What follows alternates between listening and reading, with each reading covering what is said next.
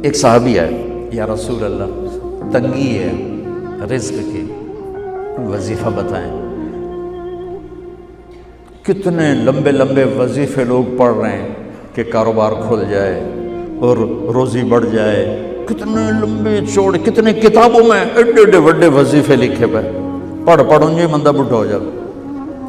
میں قربان جاؤں یا رسول اللہ آپ کی شفقتوں پر، آپ کی رحمتوں پر، سنو یہ کرو، میری بات نہیں ہے، میرے نبی کی بات ہے۔ تجربے کی وجہ سے کرو گے تو کچھ نہیں ملے گا، یقین سے کرو گے تو دروازے کھلتے دیکھو۔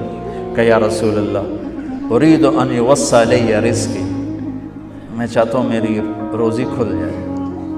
تو آپ نے کہا ادم علی الطہارہ یوسع علیک رزقک، تو باوضو رہا کر تیرا رزق کھل جائے۔